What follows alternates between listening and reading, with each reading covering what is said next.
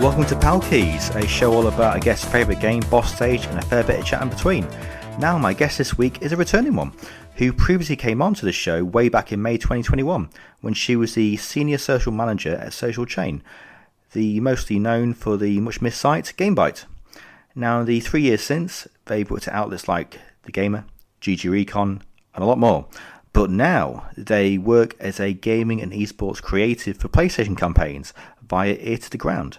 Living in Manchester, she can only be Sara Heritage. How are you? Hi. Yeah, I'm fine, thanks, pal. How are you? I'm good. Yeah, it's good to have you back on this show. It's been a while, hasn't it? I was gonna say, like you said, lockdown, Yeah. 2021. Man, how things have changed from that. Yeah, I was listening to the For better or show. for worse. Well, yeah, no, yeah. I mean, I was listening to it before, and just the whole chat really revolved around Animal Crossing, and I totally forgot, how much lockdown revolved around Animal Crossing in I that feel like game. my whole life revolved around Animal Crossing back in what, 2020, 2021. Like, mad. Do you know what? I was thinking about Animal Crossing the other day because I was watching this video essay Yeah, on YouTube, and it was like, like those video essays that you'll watch that are like 4 hours long on something that you've never heard of. yeah. I love watching that kind of stuff. So I watched one about Animal Crossing the other day, and it got me thinking that like I should I should really go and check on those little villagers. I should really go and check on those little guys. I hope they're doing all right. I'll check on them after this. But yeah, no, last time we were chatting all about Animal Crossing. Yeah. Yeah. Animal Crossing, a bit of Spyro, and Hmm. kind of your time during then at GameBite, which has since ceased. You have like Hmm. Ollie Smith and Brett and all the other amazing people there who have kind of gone on to pastures new. Yeah. So from what I've kind of like been looking at your LinkedIn, as I always do, like you kind of Hmm. went to become the social content lead like the year after it seems, and then you left the company about September 2022. So I think really Hmm. the first question really is, because I don't want to kind of repeat like what we were speaking about last time, and I'll put the previous show in the show notes, but how was like kind of Game Bites and your like position and up until like you left at the end of 2022? Yeah. Well, obviously, if guys haven't heard of GameBite, initially it was a media page that me and my kind of friends ran as part of Social Chain, which Mm. is a marketing agency based in Manchester, but we were part of the media division. And our job was basically keep these pages running so that we can make really cool campaigns, so that we can keep the lights on, but also work with all of these really cool. So I've got a cat. Oh, That's something that's new since the last time we oh, that's talked. Get nice. out of here. Hi. Anyway, he's lovely. But he has learned how to open doors. So yeah, we were working as part of Media Chain on the Game Byte brand. And yeah, I think the company motto was first fearless and ever changing. And first fearless and ever changing was pretty spot on because we were one of the first waves of people to be made redundant as part of the games industry Mm. um before kind of the flood waves opened, if you will. Yeah. So yeah, it was really revolutionary. That not great. Not great feeling to be made redundant. I'm not gonna lie to you. I Mm. think it's something that a lot of people in the games industry can probably empathize with quite heavily right now. So yeah, I obviously was the social content lead there. About, I would say probably about 2, 3 months before we were all unfortunately made redundant, I had gone on to start leading a new brand, which was like media, lifestyle, more entertainment based Yeah. over gaming. And I enjoyed it. It was a fantastic opportunity. It was really fun to take a brand and redesign it and kind of bring it into the modern age a little bit more for a more kind of updated audience. But I missed gaming. Yeah. I missed gaming a heck of a lot. It's kind of, I think I said this last time, like it is the only industry that I could ever see myself working in. Mm. I love it, even if it doesn't love a lot of us back at the moment. But Yeah, so I was very fortunate to be able to join Ear to the Ground, which is a creative agency still based in Manchester. And we work on a whole roster of clients. But the main one I work on as the gaming and esports creative is PlayStation Mm. currently. So we work with, the PlayStation UK guys, we work with the esports guys, we work a little bit with like the global teams. And it is fantastic. Like sometimes you do just have to like step back from the day to day and realize how cool it actually is Yeah. to come up with these. Because basically, I had no idea what I was getting myself in for. I just knew that gaming was my passion, Yeah. and that's luckily kind of what they were after. But I didn't realize how different marketing would be to like media and production. Mm. And I think I've kind of carved out a bit of a niche for myself there. Yeah. But yeah, you can just come up with like the craziest stuff possible, and we'll see if we can make it work. And that is genuinely, I think, I've kind of found my dream job, like my dream kind of Yeah. industry, if you will. So yeah, a lot has changed since 2021. Yeah, a lot. I have to say, like, many like happy memories from working at Game Bytes. Oh, the people, the Yeah, people, the people, the people, 100%. I still chat to them great. pretty much every single day. I give a big shout out to Josh Boyles. You mentioned in the little intro that I was working at GG Recon as a Mm. freelancer. Josh is fantastic. He was the editor there. Sadly, I'm sure you've heard about the GG Recon news that the Mm. whole site has kind of blown up. Yeah, Um, but yeah, Josh helped me with some freelancing bits over there. And he was fantastic. We worked together at Gamebite as well. Um, yeah, like Brett and Ollie as well, and yeah. a bunch of other people, like far too many to kind of name. But oh my God, the people are like genuinely still some of my closest friends. So Amazing. yeah, the people were fantastic. No, that's good. And I have been like obviously like seeing all these campaigns that you've been doing at PlayStation, and it's amazing. And he said like all this like crazy ideas. Has there been one like so far that's kind of really stood out to you? Oh, I think my favorite one that we've done so far was a little thing called PlayStation Schools Cup. Okay. And that's something that PlayStation had been putting on for a while. And it was the first project that I kind of led on creatively Mm. at Ear to the Ground, which was how would you describe it? Like an in-school tournament. So Ear to the Ground is a football, it's like a sports and gaming agency. So they're Okay. kind of our two niches. So we brought football into this campaign, and hosted like a big football tournament where all you can see my cat in the background. Get out of Amazing. here. He is lovely. We hosted this big football tournament where a bunch of kids all across the UK, like you had some young kids, you had some like up to like 16 years old, and they all came together thanks to PlayStation to like compete, and we brought them all like under one roof at West Brom. Mm. But we also integrated gaming into it really nicely as well. So you have like your FC 24 at the time. Yeah. Um, it was we basically did like a football tournament and a gaming tournament side by side, and gave kids across the UK like their first kind of taste of being at like a proper esports tournament. Yeah.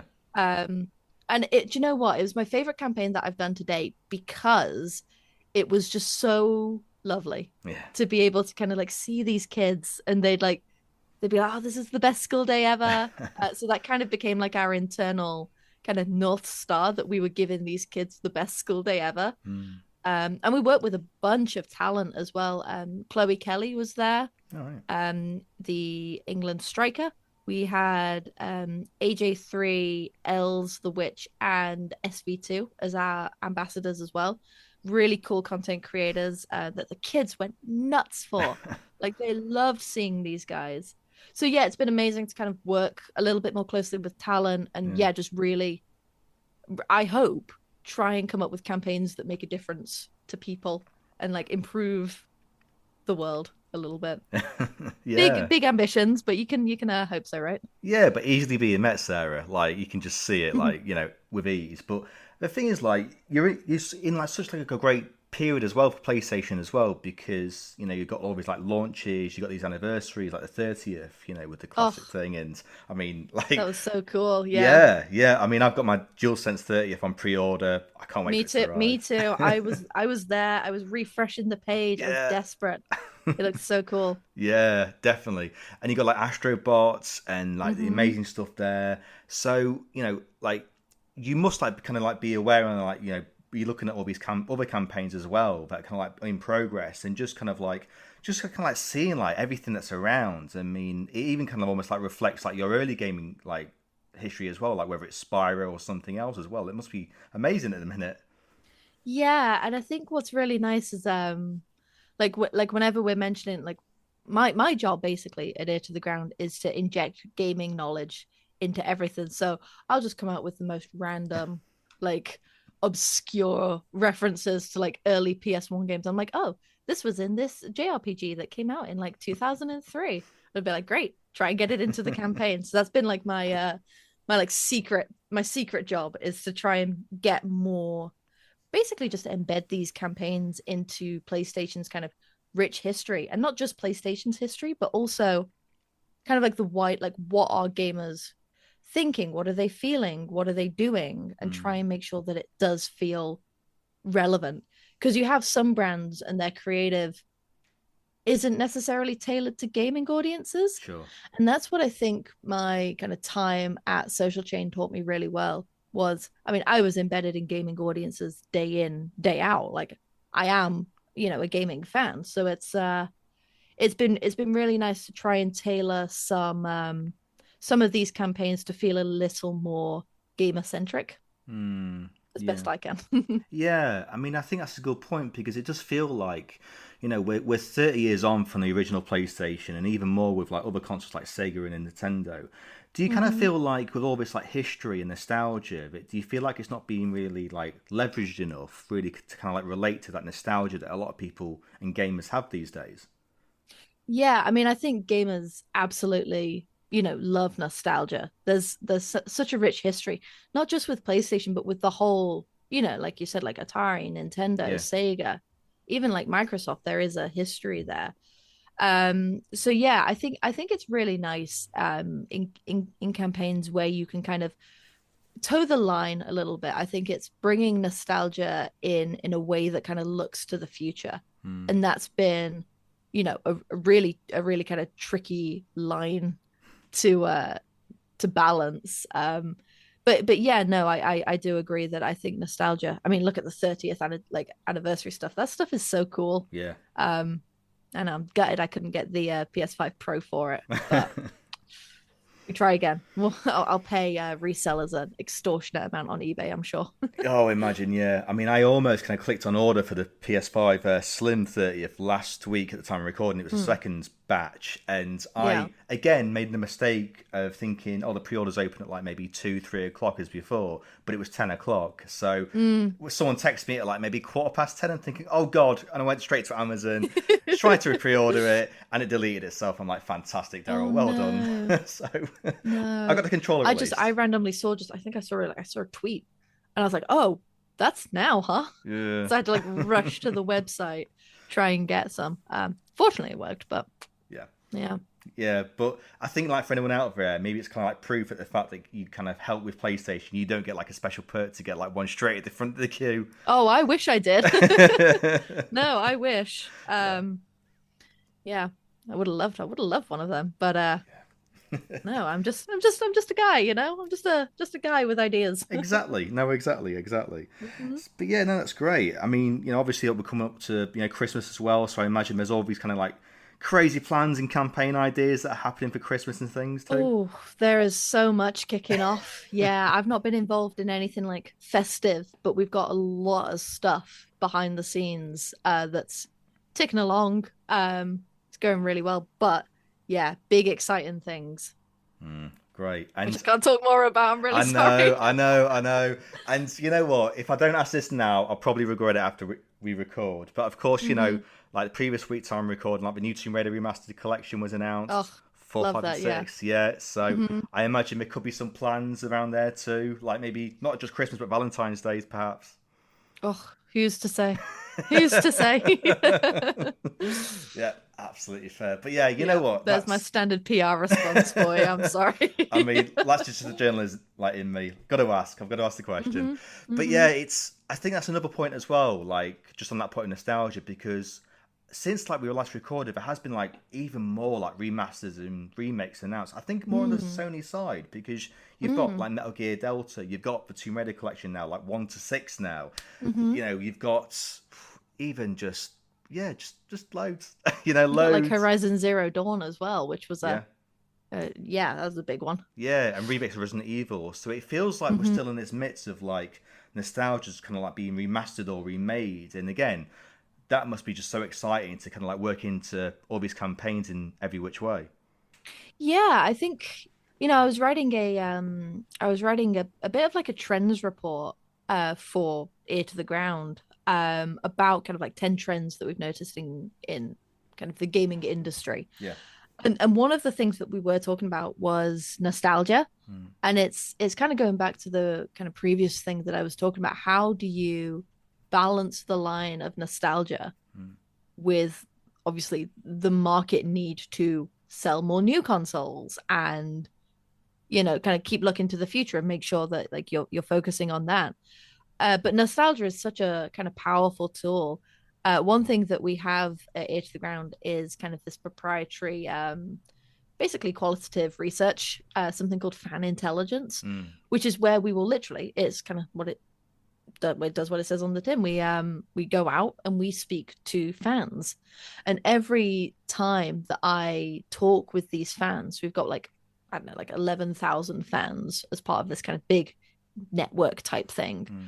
So I'll just go out and I'll talk to them. And every time I talk about nostalgia, we end up going on like a 30-minute tangent about something that we both remembered playing when we were a kid. Mm. Um, so yeah, I think it's nostalgia is a really interesting one. I like my dream is to do something like flipping huge with nostalgia. I think it's such a powerful emotive thing that you can tap into. Yeah. Um, there was a Pringles campaign that I absolutely loved, and they did something with the ZR, was it the ZX Spectrum? ZR Spectrum? It rings a bell. Really old 8-bit console that used sound waves. And the way they activated around that and had like nostalgia at the heart of it is like S tier for me. Do you know what? I'll find a link and I'll send it to you after Yeah. we've recorded this. But it's so good, and you can do such clever things with nostalgia. But yeah, yeah. Yeah, we'll see. No, we'll see. But no, that's great.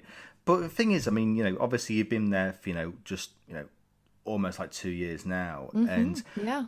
I mean, do you kind of feel like with like everything you kind of like learned up to this point, whether it's Game Byte, whether it's the Gamer, GG Recon, I mean, do you feel like you're at a point where you feel like I'm kind of like really, and from a mental health perspective, really, that you're kind of like really kind of happy and fulfilled in like kind of what you've been doing, and kind of like maybe thinking about perhaps what other skills you could build on to perhaps maybe pass on to maybe people who want to get into the industry as well, because like you say, it's been Yeah. a rough time so far. I was gonna say like I saw a tweet the other day where it was like advice for people to get into this industry, don't. Hmm. And I think that's a really sad way of looking at things. Yeah. It's hard right now. I'm not gonna lie. There's so many like talented people like vying for jobs that they're way overqualified for. And I think it can be hard to not let that dissuade you. Hmm. Um, but on the other hand, it's like I said, like I felt like there was something missing when I wasn't working in games, like there was something missing and I was so miserable. And as soon as I got into like back into it, I'm like, this is a really volatile industry and it's not massively secure or safe. But in saying that, there's nothing that makes me happier Hmm. than it. I think it's a real, not only is it like a real passion of mine as a hobby, but it's a passion of mine as a professional as Yeah. well. I think the good that it can do is unmatched. Hmm. So for people who want to get into it, like you say, like it's like mental health wise, it's up and down. I think with a lot of people right now because it's really traumatizing to be out of work so violently when you're so passionate, Yeah. as so many people are. Um, But that's not to say that there aren't like steady and stable opportunities out there. Is like this is a 9 to 5. It's but you, like even if you're working like long hours and like weekends and holiday, like it really doesn't matter Mm, all that much. And I think people could be so lucky to find something that they are that passionate about. yeah. And I am really passionate about this. I think I said in like the little tee up intro, it's it's so much different. Like marketing, like creative advertising is so much different to PR and journalism. Mm, And I had no idea what I was getting myself in for. Um, but yeah, I do feel really passionate about it. Like I said, like there's really hard days. But like you say, it's the people that make it yeah. as well. It's the people that make it what it is. And if you've got that kind of passion to share with people, why not give it a go, you know? Just give it a go. It's you really don't have that much to lose, you know. Yeah. No, I You love might as that. well Yeah. you might as well try it, and if it don't work out, at least you can say you tried it. Yeah. And like it might not work out, and that's also fine. So that's how I've kind of gone about it. Yeah. But Yeah. yeah, like I was very lucky to fall into gaming, so I think if you know that that's what you want to do and that's the industry you want to go into, you're like 50% of the way there at this point. Yeah. No, I agree. Hmm. No, that's great. So I think we'll put pause on that in a minute, and then we're going to go into that first bit of the memorable game because we did cover Yeah, that last time, and I think it was Spyro 3, I believe. it would have been, yeah. Oh, that's a good Oh, choice. what a classic game. What a Oh, good game that was. that's good, especially the remaster too. That was great. Yeah, do you know what? One of the guys who I worked with at Social Chain and at Ear to the Ground, funnily enough, was working on the Activision marketing team at the time, and I'm still so jealous that he got to work on that. Wow. Yeah, he's a really cool guy. Yeah, no, I bet. So for this one, I mean, so it's Hmm. kind of like the same one really for Ollie when he came on the show a couple of weeks ago because he was looking for a memorable game from the past few years. And I'm kind of curious, like, to whether you're going to be picking one from the last few years or maybe even before we recorded the first time. Perhaps something that you thought, oh, that would have been a good second pick.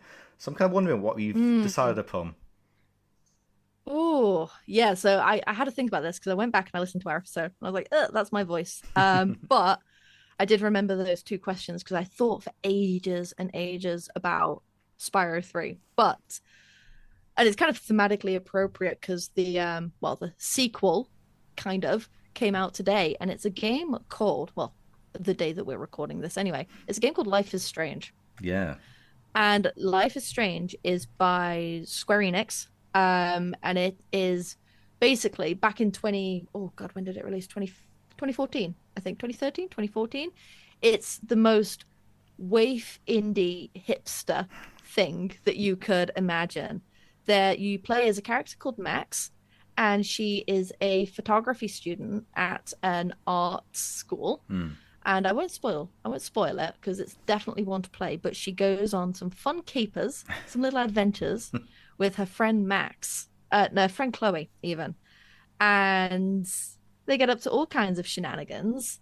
But it's the first game that I played. And I was like, wow, that's basically me. And I basically just based my entire personality off her for like 10 years. So it no, it was a really nice kind of narrative, choice driven story game. Hmm. And it was so kind of fundamental to me as a kid growing up. Yeah. Um, yeah. So that would be the game that I kind of like a game from my past that I remember. And like I say, it's thematically appropriate because the sequel came out today after 10 years. So Yeah. I'm gonna go play that. Yeah, that is some spooky timing, isn't it, so to speak? That was serendipitous, some would say. But Yeah. yeah, no, I just loved that game so much. It was janky. It didn't look great. But the story was just so compelling, and so it was really like a product of its time, not in like a weird way, but in like if you were online as a teenage girl at that time, you'll get it. Yeah. I actually introduced it to one of my friends, one of my really close friends, the other day, like maybe like 2, 3 weeks ago, and she's just played through all 5 chapters of it in like 2 days. She loved it as well. So Wow. yeah, that would be kind of my go to game. Yeah. Amazing, amazing. And the thing is, like, it got remastered as well, didn't it? Like Mm-hmm. 2022. So there's a Yes, good it thing going. did. So that must have been like a great little like timing for you as well, like during that year. Yeah, do you know what? Actually didn't pick it up for ages. Hmm. Just because I had the original, but it really brought a lot of like new people back into the fandom, Hmm. which was really nice. And I finally caved and bought it probably a month ago in preparation, and I played through it all again in preparation for the sequel coming out today. So I am up to date on my lore. Yeah. Wow. No, it's great. It's yeah, it's definitely it's not really a game. I'll be honest, that I've not really played much of, but I feel like I really Mm, should because it feels like it almost. I know there were kind of like these kind of like genre games before, but it feels like Life is Strange really kind of defined it in a sense. 100%. Yeah, it's for me it's kind of alongside The Walking Dead Yeah. in terms of ways that it shaped choice-based narrative games. Mm. Um and I love that kind of game. Yeah, like your narrative heavy kind of like not short, but like snappy 20-hour narratives that are really strong. I'd rather have that over like 100-hour action game that is fun, you know. Mm. Mm. Yeah, that's it. And I think that kind of goes back to kind of like the thing you said about like with trends and stuff because it does feel like people are kind of getting tired of these 40, 50, 600 hour campaigns that happen in the Who's got games. time for that? Yeah. Who's got time for it anymore? Like, get a job. Yeah, well, yeah, but yeah, that's it because I feel like that's kind of like why these remasters and remakes and everything work right now because Mm. it has that pick up and play aspect that works for so many things, unlike Life is Well, Strange as well. exactly. You know, Yeah, I think exactly because you know the game. If you've played it before, you know it, and it's like a new spin on a comfort game, which I think a lot of people find really quite well comforting, I guess. yeah, Yeah. yeah, No, I think everybody's got those games which is like you can just go back and play them, or like a TV show that you just go back and watch over and over again, or like a book or whatever. And I think, yeah, remasters are a really nice way of kind of experiencing that kind of through a different lens, but also it's still the same thing that you know and love. That's an interesting thing because I feel like that kind of extends to how we all are consuming social media. There's TikTok and there's, Mm, all these other ones that are kind of like rising up above the mess that is X, Twitter, whatever the hell it is. And I feel like it's extending mainly to TikTok because of these short form videos. I mean, I imagine as well, like when you do these campaigns, it kind of like goes into that realm as well to kind of like try and engage people there. 100%. Yeah, 100%. Content is a massive part of what we do. Got to bring the creative to life somehow. So the talent and social team really work wonders to try and understand my kind of like mad scribbles on a page where I'm kind of thinking up here, Yeah. but they'll bring it to life in really fun ways. And it's nice as well because that was obviously like a large part of what my job was at Social Chain. Mm. So I know I mean, social media moves so quickly. Everything has changed from like 10 minutes ago. But first of all, they do a great job of kind of staying on top of all of these trends and making sure that everything feels cool and hip and relevant. Um, but yeah, no, it's nice because it kind of blends the skills that I learned at Social Chain with these brand new skills that I'm still learning, which Yeah. is, yeah, it's nice. Yeah, that's it. I mean, I use kind of TikTok just for scrolling and scrolling and scrolling and sending like random maybe Simpsons memes to a few people and my wife. But, I've never really kind of like edited a video because when I go to it, I mean, like, I just find it overwhelming. Like the amount of stuff you can do. Yeah, I've been a video editor for like what, 15 years now. That app throws my head. I wouldn't know where to start. So kudos to anybody who edits on TikTok because it is not easy. Yeah, yeah. I mean, the amount you can do on that. But I found people who were even like developers, like are editing like videos through like Final Cut or other apps on their Macs and Windows laptops, and then they're Mm, publishing it to TikTok, which I kind of never really kind of put two and two together because you kind of think, well, of course that would happen, wouldn't it, for something like that? So, yeah, it's just insane the amount of work that goes into these videos. I know, honestly. Like that is one thing that I wish well, I can still do, but one thing I miss is like making videos. Hmm. So it's something I want to get back into is I kind of mentioned like those weird like 4 hour video essays on Yeah. something that you've never heard of. I want to start doing that because I've got so many. I've got like a notepad on my desk full of like just random thoughts that I don't think I can spin into a campaign. Hmm. It might be interesting to like me and three other people. So why don't I ramble about it for like 4 hours, you know?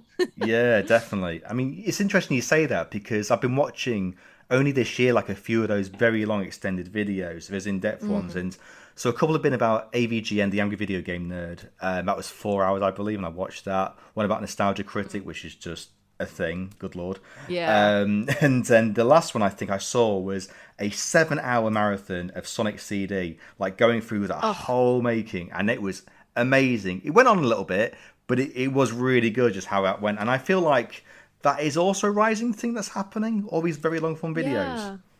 Yeah, like I mean, I'm fully on board with it because I've loved video essays for what, like probably 8 7 8 years now.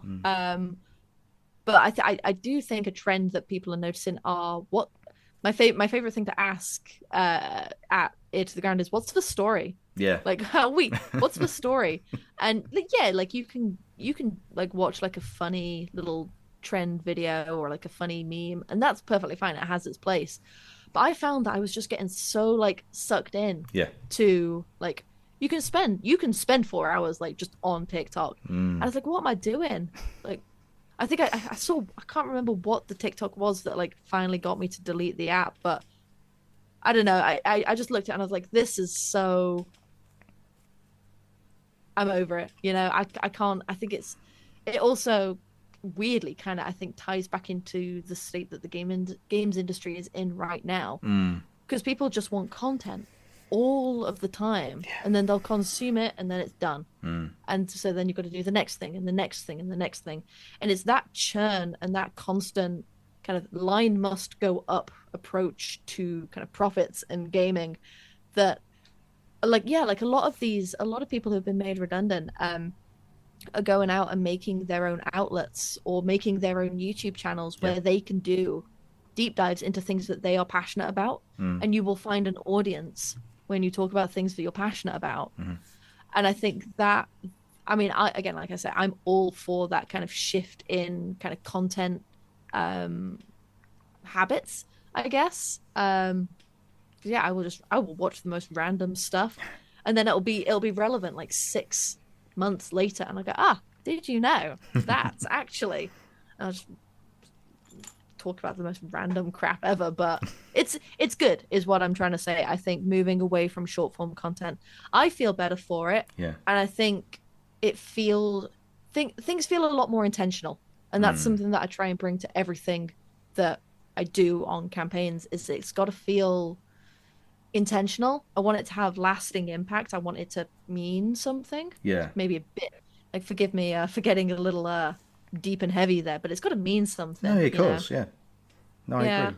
No, I agree. And the thing is, I mean, like the challenges I'm about to say are kind of meters in your field of work, in mine, Ollie's. Like, so two things really is the algorithm that happens in search Mm. engines and AI, which has just been awful, basically. Yeah. And No, it's flipping awful. yeah, and I imagine that's kind of like been a challenge to kind of like fight against in your field as well as on when it comes to campaigns and things too. Yeah, for sure. It's my I don't mind AI for things for automating mundane tasks.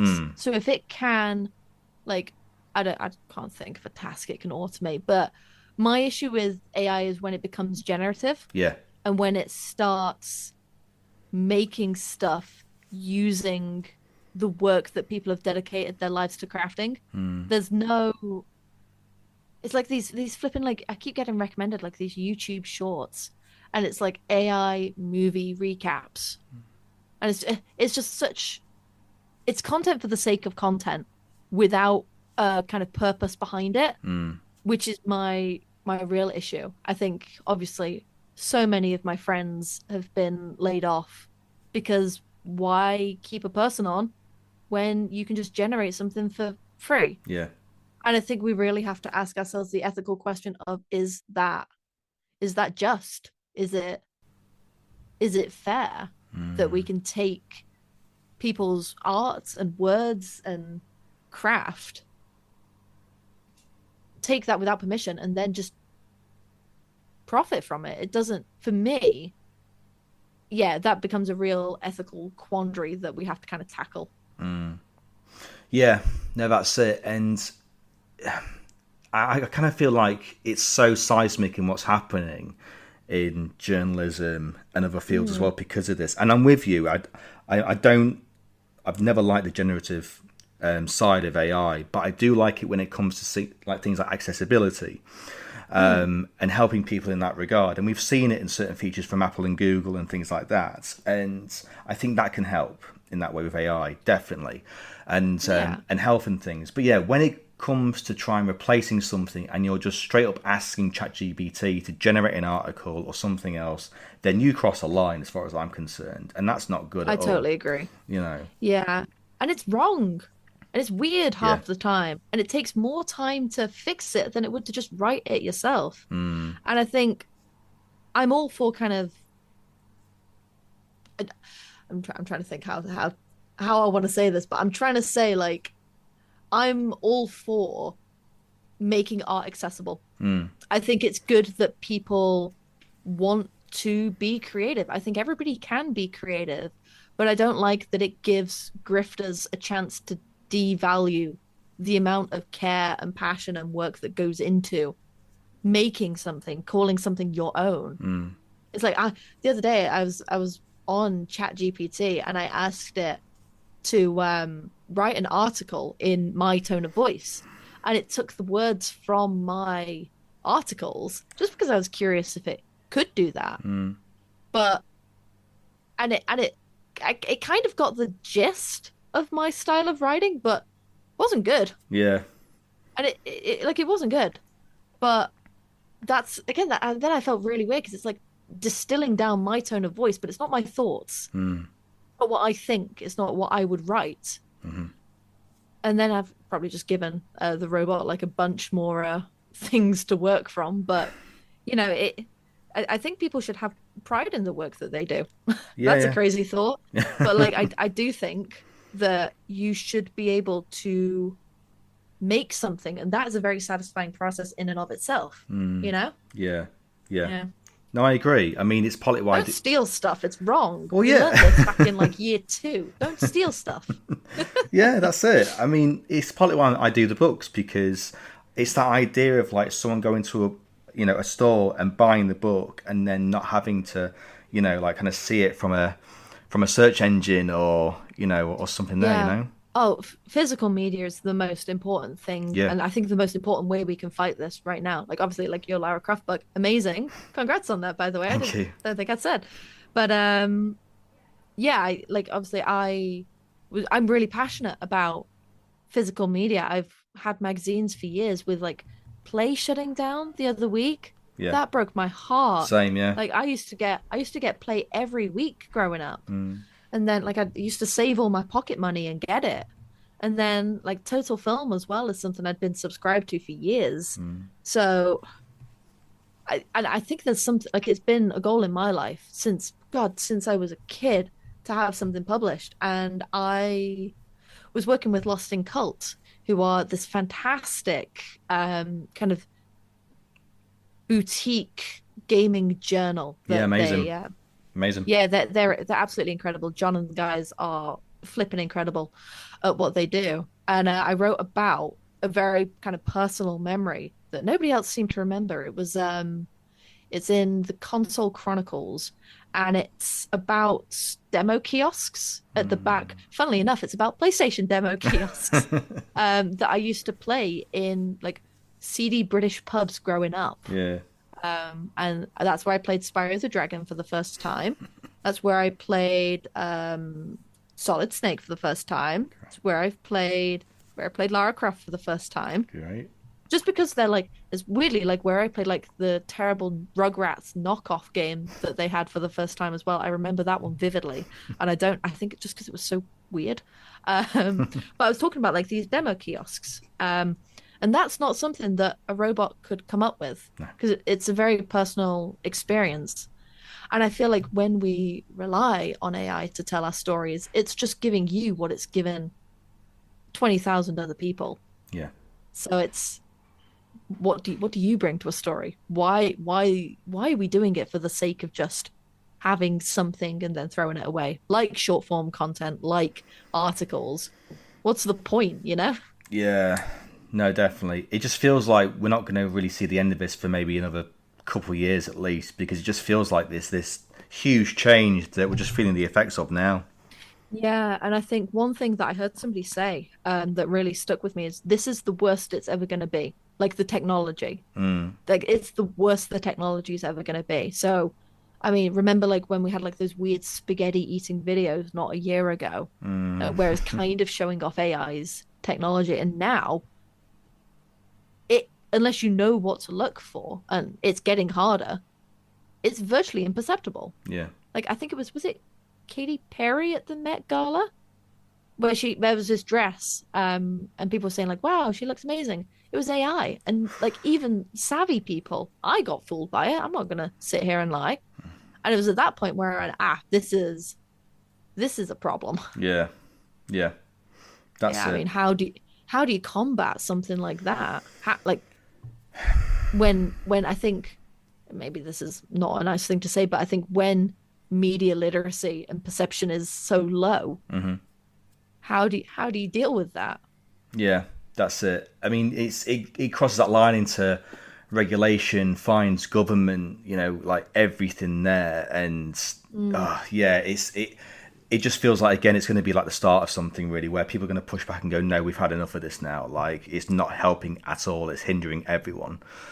Yeah. And I think the issue is that it's more valuable to the everyday person than say something like Bitcoin, where it was Yeah, a yeah. really high barrier to entry. Like somebody could like who's never picked up a PC could maybe type something in Mm, and come up with this image.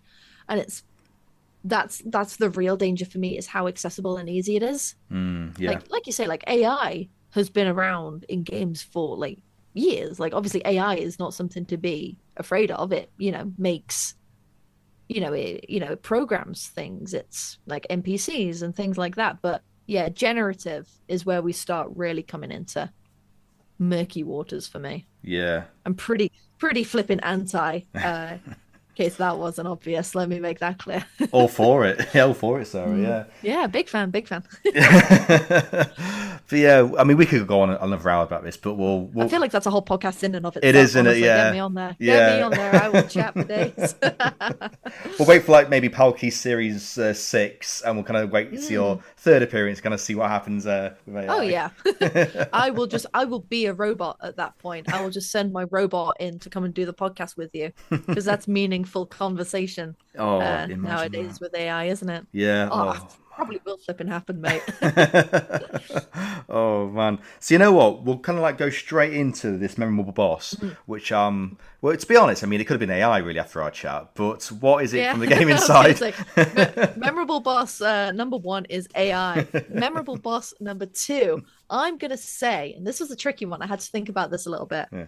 but then I realized it could be none other than Red at the top of Mount Silver in Ah, Generation 2 of Pokemon as a secret boss. When yes. you finish the game, he's waiting for you and he says nothing at the top of Mount Silver. And I stumbled upon him when I was a kid and I got my ass beat so bad. That was probably one of my favorite gaming memories of all time. And boss. Mm. Yeah, so that's the boss that I included in the boss's book of mine because I just Mm, felt it had to be in there. it has Because to be in there. yeah, I mean the thing is like when you finish like gold or silver or crystal, like you think the game is over once you've done like the main quest, and then you find Mm, yourself in the original world of red, blue, and yellow, and yeah, like you say, you're just doing like the game as normal, you're doing the gyms, and then eventually you face red, and I even like remember like just feeling so anxious and everything. I still remember how fast my heart got Mm, when I realized who it was. yeah. Like I was so nervous for what? But like, I think that's the magic of games, Yeah, right? I think it's yeah, man. It was like all the snow falling, and then it's just like that little exclamation point that he does. Oh, yeah, chills. That's yeah, some good stuff right there. yeah. And the I'm music. gonna go play. oh, the music. You gotta call out the music, especially Gen 2. I'm such a sucker for like the old kind of retro 8-bit type music like that. Yeah. Yeah, chills. Oh, it's great.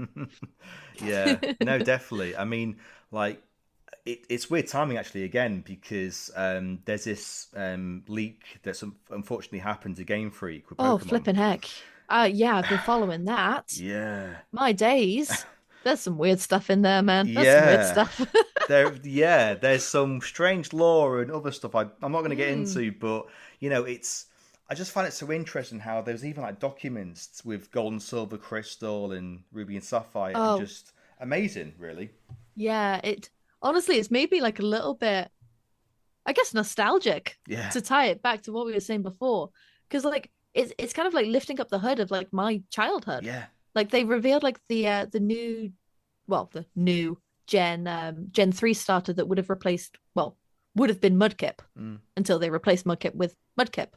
It's like a little rabbit, and I'm like, that's like a weird alternate timeline of what could have been. yeah, And like the map editor as well, like seeing how they built the routes that I spent mm, so long on as a kid, like seeing them, I was just like, imagine doing that.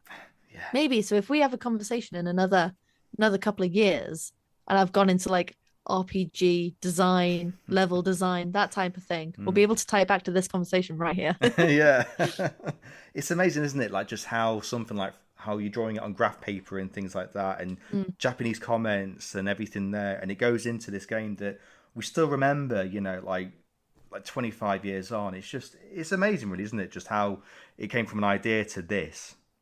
I know, and that's where I think that's like what I kind of strive to do in my job as a kind of creative is make something that's going to be remembered. 25 years ago we'll be like, oh, do you remember how cool that was? Mm. And I think a lot of it does come from this kind of I guess I guess remembering and like all the work that I've come from.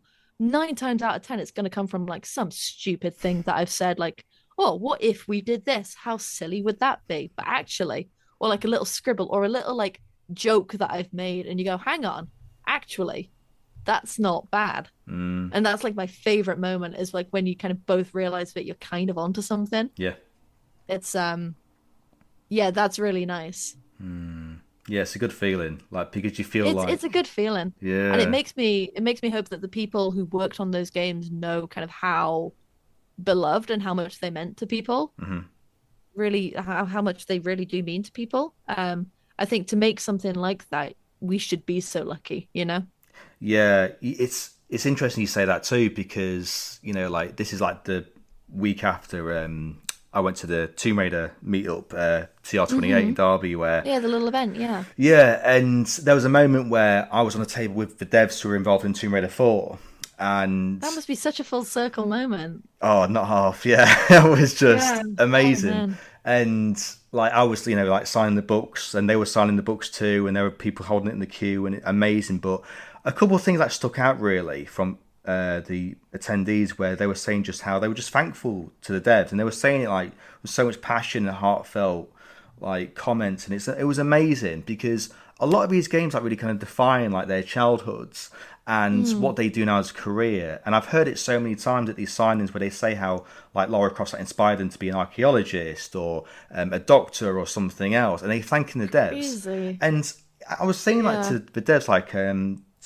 Tom Scott, he did the AI in Tomb Raider 3 and 4 and 5.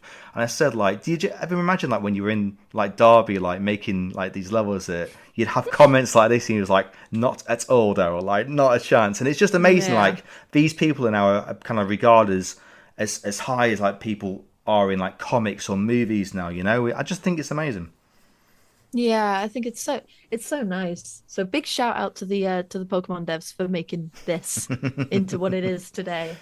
Would not be here without that. So Big thanks. Yeah, 100%. Yeah, that's great. Mm. So I think really just to finish up, to be honest, Sarah, I mean, obviously, Hmm. it's been Yeah, amazing. we've chatted, haven't we? Yeah, yeah, definitely. Didn't even realize an hour had passed.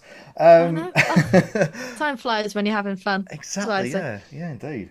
But it's been just great. Can like see like your just like career go from like game bite to like ear to the ground now. And I think really the only question really is like, what is it that kind of like you really want to like maybe perhaps follow on from like in the next year or couple of years, whether that's just maybe looking at different angles, ear to the ground, or maybe like you said Mm. earlier, looking at RPG design. Mm. Where do I want to be a year from now? That's a very good question. I want to be making really fun stuff. Mm. So whether that's video essays, whether that's like RPG design, whether that's like the best campaign you've ever flipping seen, I want to be making stuff that makes a difference to people and having fun along the way. And that's my life motto at the moment. I love that. No, that's great. And I think on that we'll end it there, Sarah. So once again, thank Oh, you for coming on a second thank time. you. Second time. Thank you for having me a second time. It's been wonderful as ever. Not a problem. Not a problem. That's going good. So really, the final thing is like, where can like people like find yourself, Sarah, and find your work really? Yeah. Well, still need to be building a website. I think I said that last time I we were think on you this did. call. I still haven't done it. Twitter is the best place. At S Heritage Journo or LinkedIn as well. I'm in my LinkedIn posting era. I'm trying to post more on LinkedIn. It's not Nice. going great, but I'm on LinkedIn as well. No, that's so good. Yeah, we'll leave it there. So maybe we'll chat in a couple of Nice years, one. Sarah, and see where you are now. Yeah. Do you know what? I hope we chat sooner than that. It's been great catching up with you, mate. Yeah, you too.